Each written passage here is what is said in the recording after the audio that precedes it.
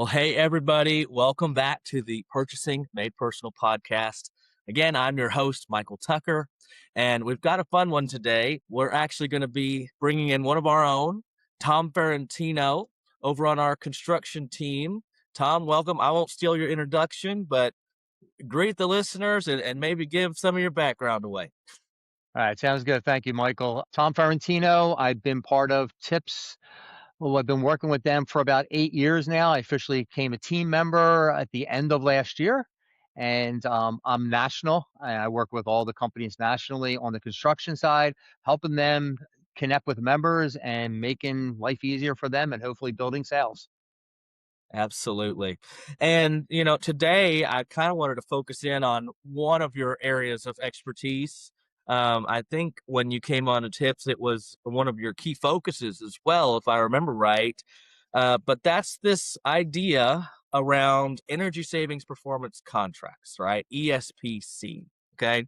Right. So for anyone who needs a baseline, Tom, I think you're better equipped to give that.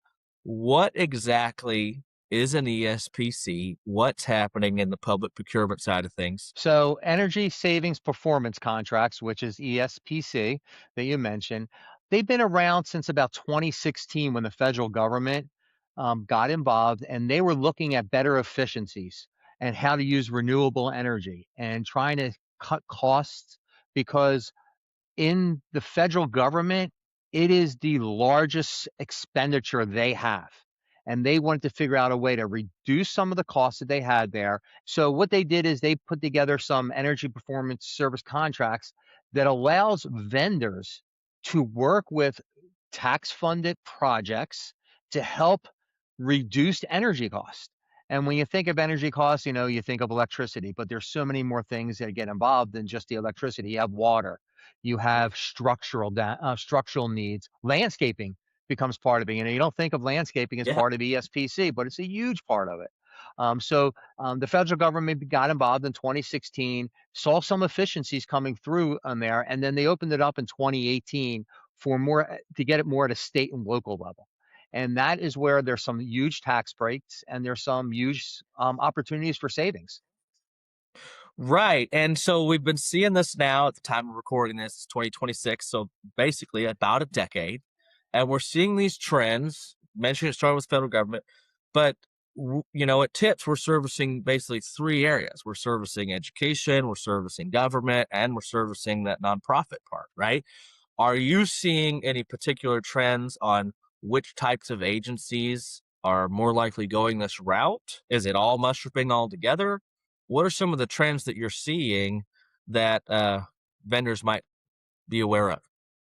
So it's across all the areas that you mentioned. I mean, we're seeing it and definitely in the schooling, the K to 12, huge opportunity universities. Universities, they have a lot of buildings. They're looking for savings. Municipalities, so really across all areas. And the biggest thing is they're trying to figure out a way to save the money, and they get the tax breaks as I mentioned, and the savings. They don't know where to get it, and we've made it easy at Tips by putting these contracts out and having companies who have gone towards the bid and have been awarded the contracts. And these companies are finding great value in working with these customers because when they're putting together these itemized checklists of where they see deficiencies in buildings, it could Right. be a roof, it could be windows, it could be lighting. I mean, lighting's a huge part of it. They need the vendors to be able to work with. And it's really nice that we have so many vendors that handle so much of that stuff that need to be corrected in these buildings in order to make them more efficient. Yeah. And, efficiency, it's a sliding scale, so to speak. Some of these ESPC contracts count for that. But, me personally, I've worked with agencies all over the country. I think the oldest active school building that I helped service one time, not with the SBC, but with Jansan, was over 100 years old. Obviously, not getting the best use of their utility bills and things like that. And then to where there's even like when I covered the Pacific Northwest for Tips, you would be shocked.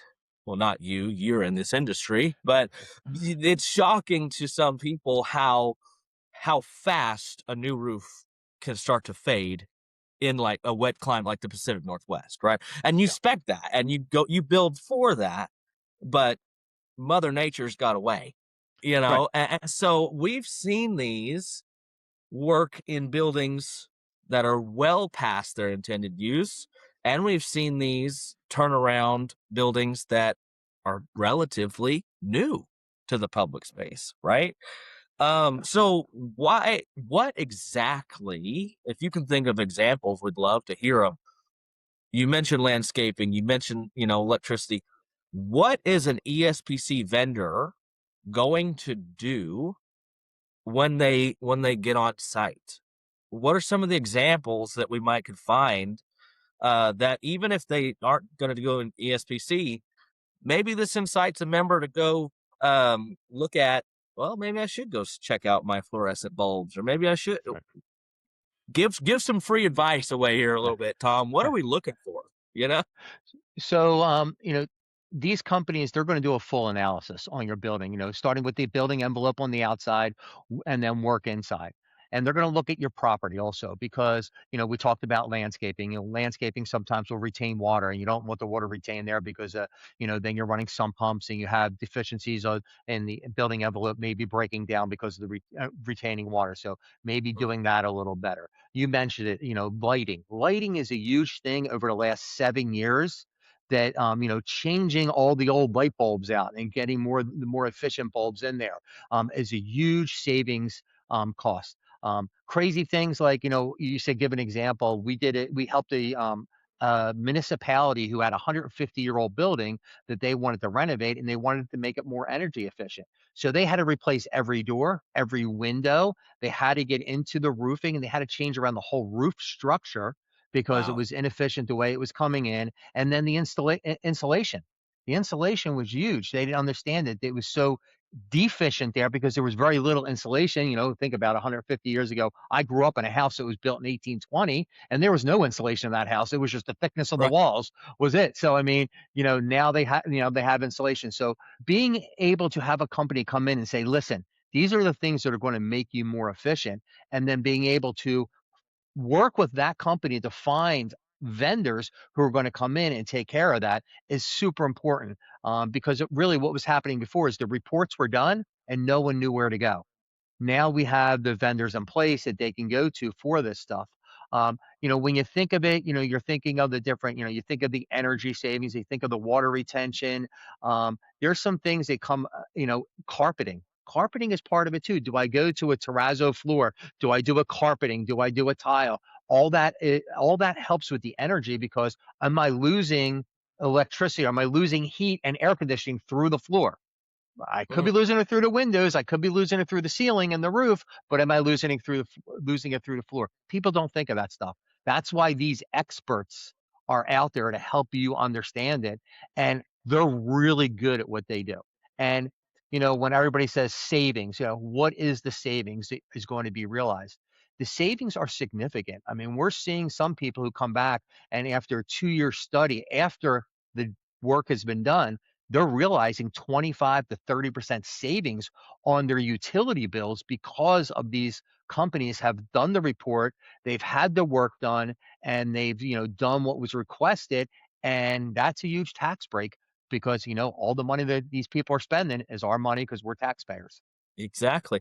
And so you mentioned roofs, you mentioned water, you mentioned, insulation, you mentioned all this. Can you mention quickly on the finances of this? Because I'm thinking of, okay, we service a lot of rural schools Mhm. who don't have a large income of tax dollars, right? Just based on Right. population, right? And then you've got these metropolitan areas who seem to always be building a new building, and so I can see it from all kinds of things. How is this paid for? How does the finances work to where, okay, I know I need a new roof, but how am I going to get this done? Right? Yeah, Because it's a I know great. that ESPC has creative ways to get that done as well. Can you speak to the Right. finance side of it real quick? Yeah, I mean, that's a great question. That's where people have to, be sharp in what their business office is doing, understanding, Hmm. working with these companies to be able to do that. So, as I said, 2016, the federal government started really looking at this, and they saw that they could have tax breaks. Just even as a homeowner, if you change an old air conditioner and putting a new air conditioning system, I had to do that last year, and we got a tax break because we were able to do that. So you scale that out to a large building or multiple buildings within a school district or a municipality, they see those tax savings, and there's a tax credit that the government gives back for this. So when you look at the cost, they usually will spread that cost out over 25 years. There's financing available. The government will help with the financing. There's companies that do it. It's a 25 year typical savings plan on a tax break that they'll get. And the key to it is they're replacing equipment they're retaining equipment, changing out equipment. The equipment is theirs. There was originally thought that it's going to be equipment that's going to be brought in that's going to be owned by someone else, and they're going to take it out more of a leasing type of thing. No, this is equipment that is owned by the public entity that they get to be able to purchase on a tax credit break that the government, the federal government, the state government, and the local government taxes will help pay for. And the discounting that they get is significant. There's definitely I look at the state of Georgia. They have a special fund where they will put forward a 1% tax for capital expenditures like this. And that tax can only be used on energy efficient savings. And that's the projects that happen using the special tax. And that tax then is spread out over 25 years instead of a 1 year payback. That's one of the hurdles I've encountered while people in Colorado, or you mentioned Georgia, across the country using these things. And so another aspect of it is part of the contract is this term called guaranteed savings, Yep. right? And that's kind of the icing on all this cake that we've talked about is this guaranteed savings. So can you talk about those types of terms and what you're kind of seeing vendors typically offer, or anything that you can add to those comments?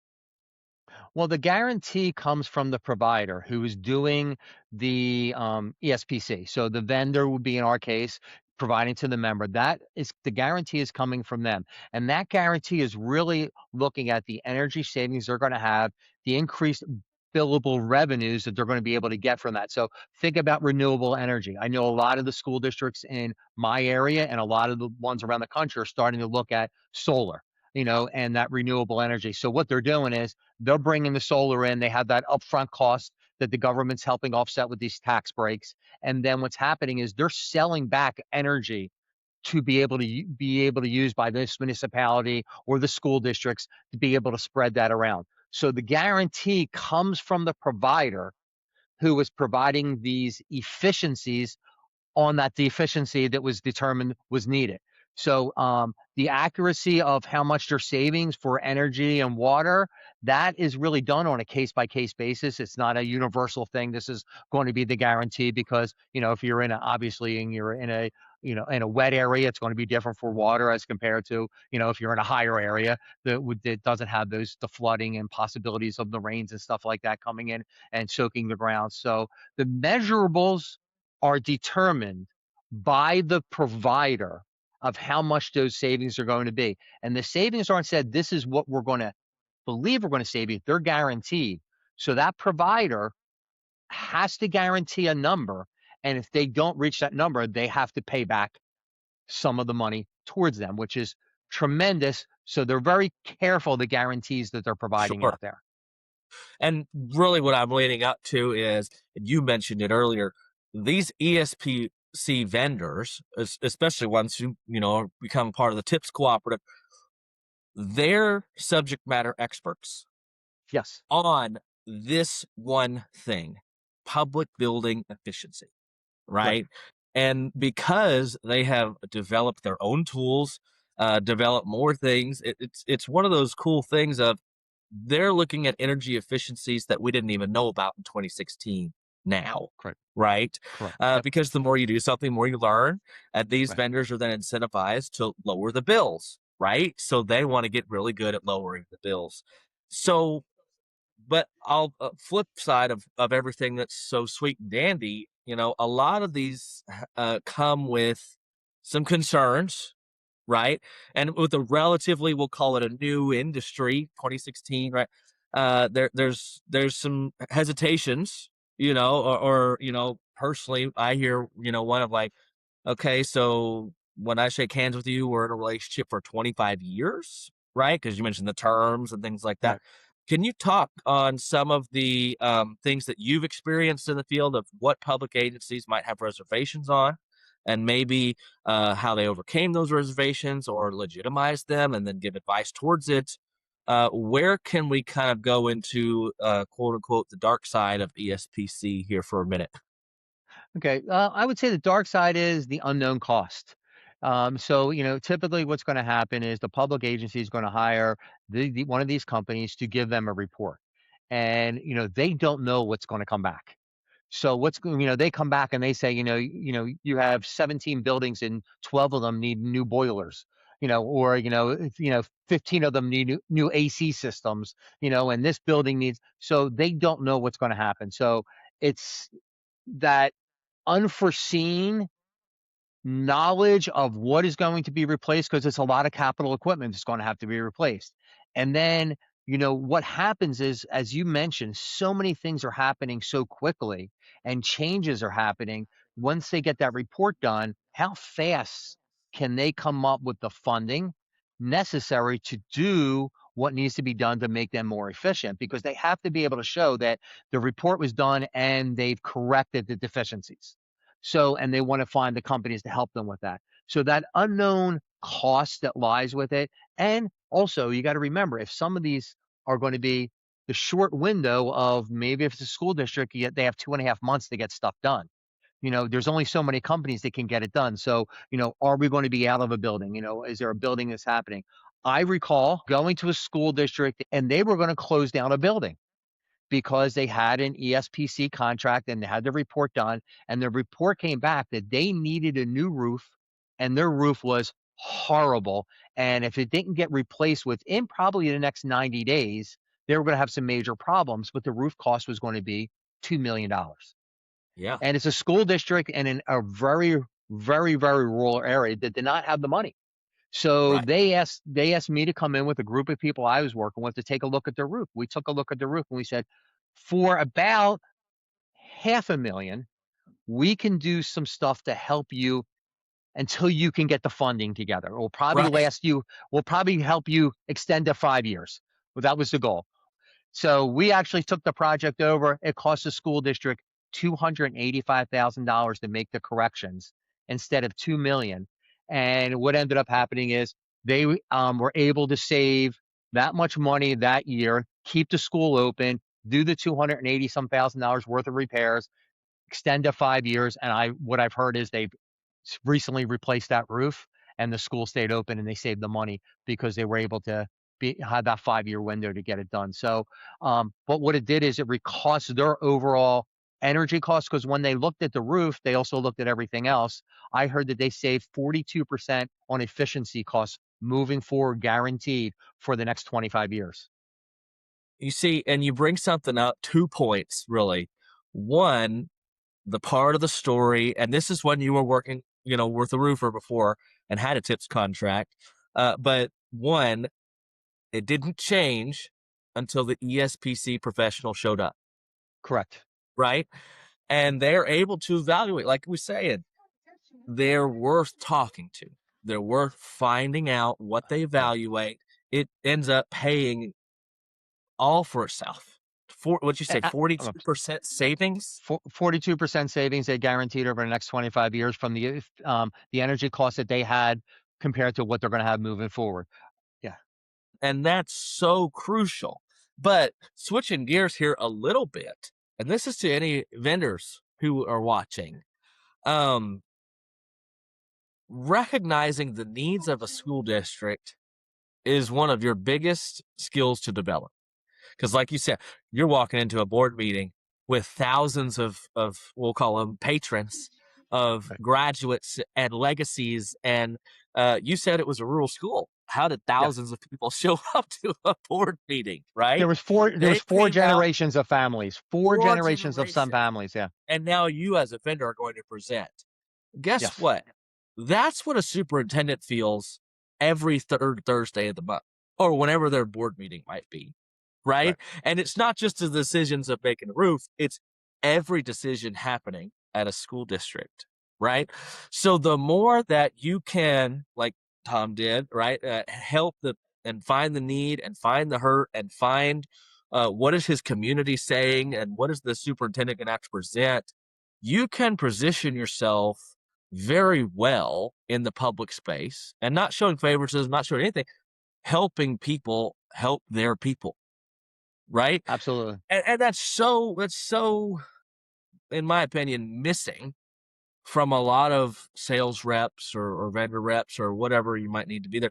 And I always encourage people, look, it's not we're not just working with, my brother down the street, so to speak, but when you become a real problem solver to agencies, then they'll be calling you for all kinds of things more than what you're doing, right? Well, that starts with understanding not just the need that they're presenting you, but understanding the problems and the lifestyle that they have to deal with, which often involves high stress, you know? Correct. Correct. And one of the beauties of working with tips and me being associated with tips, for over a decade now, has Yeah, been that tips really, tips make sure that pricing is compliant. They yeah, do not allow their vendors to overprice things. They make sure that the pricing, is at a fair market value because, some of these companies can go in there and take advantage of public agencies and them not knowing, the real cost of things. With our yeah, compliance team, we make sure that, that the pricing is a fair market value because I tell everyone, you know, it's not the school district that's paying for it. It's us. yeah, It's every one of us in this room that's paying for it. So would you go and overpay? Would you walk in? I always give this analogy. Would you ever walk into a school, I mean, to a car dealership and say, I got $50,000, give me the best car you have? And now they're not a reputable car dealer. You drive away with a 1984 Vega. No, yeah, that's not going to happen. But you know what? It could right. happen if you're not watching things. And that's where we at Tips make sure that we're looking out for the best interest because we want our members and our vendors to have a relationship that is going to stand the test of time. Absolutely. So talk on that pricing component a little bit on simplifying ESPC and things like that because pricing for Chromebooks is easy. Yeah. A Chromebook costs $500, 5% discount. Here's the number, right? Same thing, all even up to some other types of construction procurement. Yeah, it's more complicated, but it still leans towards, oh, we'll give you a discount at the end of the day. What does that look like on a cooperative coming in hand with an ESPC model on how we're helping simplify that procurement? Mm. So all the vendors who have, basically, let's say roofing contracts or trades, labor, and material contracts that work with the SPC contracted people, these people have to come in at pricing that is considered fair market value. And how we determine that is we look at, companies such as RS Means. RS Means is a company that was put together many, many years ago for the government to make sure that their pricing was at a fair market value. So we make sure that all the pricing that's coming in is at a fair market value. We actually have a construction team at Yeah, Tips that does this, and we have tremendous people to make sure that it's coming in at fair market value. We don't determine the fair market value. We ask them to show us a third-party independent company that is showing that the pricing is at that fair market value ceiling or below that ceiling. right. And that is how it's justified that they're okay to work with our members. Right, and it's not just ours. I mean, different parts of the country use different ones. There's things called Xactimate, there's things called Xactimate, right. I, but Right. essentially it's a unit price book that Yep. evaluates based off of location, like cost of living indexes and things like that. And like you said, it's a third party that we are utilizing to then ensure the public dollar is protected. Right. Absolutely. Yep. So now what does a vendor have to do to join a cooperative? Obviously, we're here with tips, right? But what does that RFQ look like?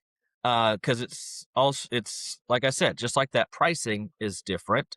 I imagine the qualifications are entirely different as well. So you Right. might talk on that a minute and Okay. give some pointers out there to the public agencies.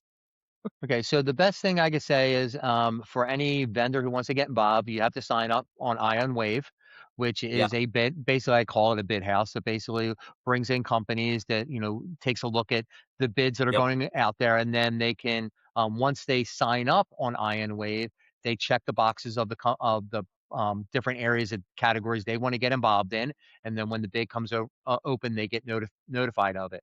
But what happens is when you see the solicitations out there for the RFQ, what you do, you have to go through a different scalable um, bid and take a look at everything that's there and make sure that you meet all those requirements.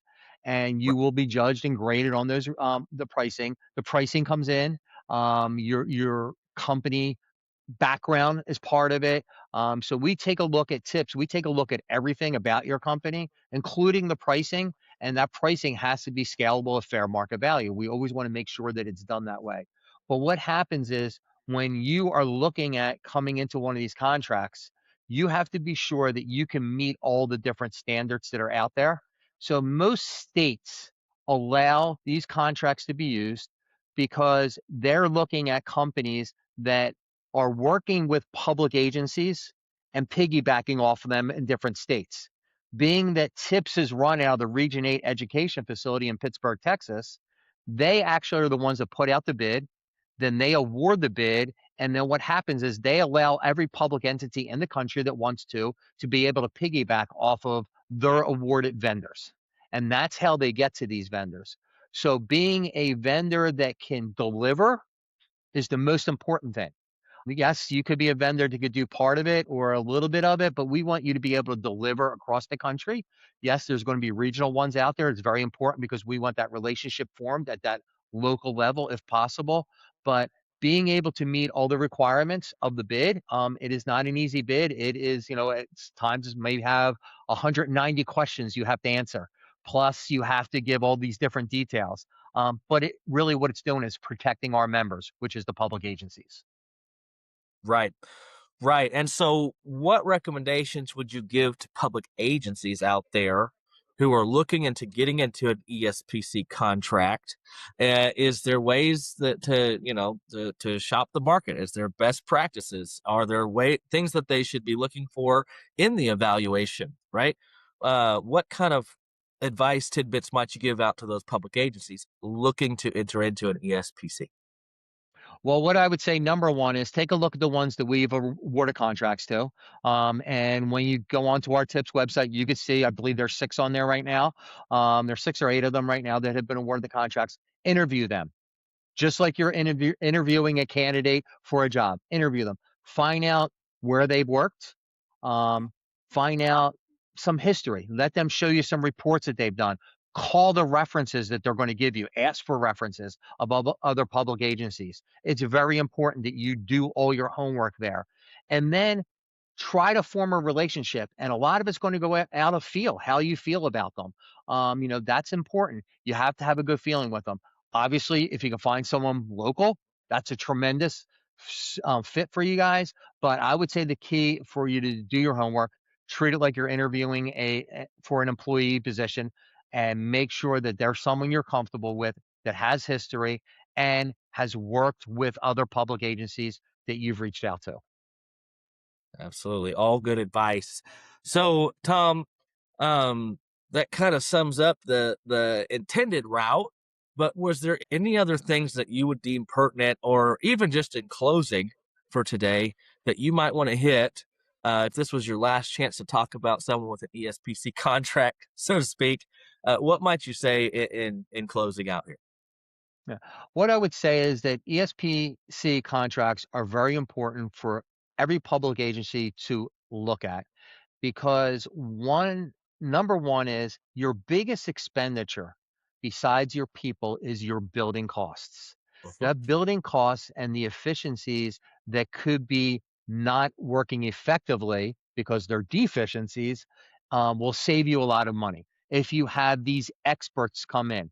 And I would advise having an expert that's able to do the whole thing. Don't have someone to come in, just do the roof, someone to come in and just do the electric, someone to come do the water. Have an expert that can do everything, come in, give you a full turnkey breakdown of everything that's going on in all of your buildings, and be able to look at where it's most important for you then to engage and put a plan of attack together. A plan of attack doesn't have to happen tomorrow. It could be a 5-year plan of attack, but it's something that will save you money in the long run, which honestly, as I've said many times, I'd rather see the money going into the buildings than on the buildings. And if you can get into the students and let them be able to have that extra funding to be able to keep programs running and be able to have new Chromebooks or whatever to help them keep up on everything else, the money is better spent there.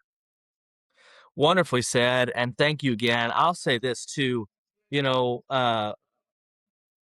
it, I get the feeling that some, superintendents or some people out there will say, well, I've got this new building and I'm pretty sure it's efficient and we're able to afford the light bill and all that stuff. And here's what I said, because you said it so pointedly. It's in the best interest of public agencies, every public agency, to at least talk and get an evaluation on what they can do to maximize their expenditure when it comes to monthly expenses, facility expenses, right? Think of it this way. Worst case scenario is you're going to be able to go back to your board or go back to your city hall or whoever you might have to report to as a public agency and say, look at this data. We're operating at maximum efficiency. Right? What a Absolutely. wonderful boardroom conversation. What a wonderful school board night conversation to have is someone who has certified, hey, there's not much we can do to maximize your efficiency, right? That's the Right. worst case scenario when trying to get evaluated in something like this. So when that's the worst case scenario, I would say for the sake of the public good and public opinion, it's worth looking into something like this, right? Absolutely. Yeah. And one thing is, I worked on the vendor side, selling a lot of the products to help things become more efficient, and then I came to work with tips and, I see this side of it. But I also have two daughters that are teachers. Yeah. And I see their struggle in getting classroom materials in order to be able to get their kids to have the right tools to be able to do what they want to do. They're all graded on the state testing, and they want to make sure that their kids have all the tools. Well, they've had to spend their own money, and as teachers, where they're located in the state they're located, they don't get paid real well, but they're Right. still using their own money. Well, guess what? If some of those buildings were more efficient, maybe they wouldn't have to.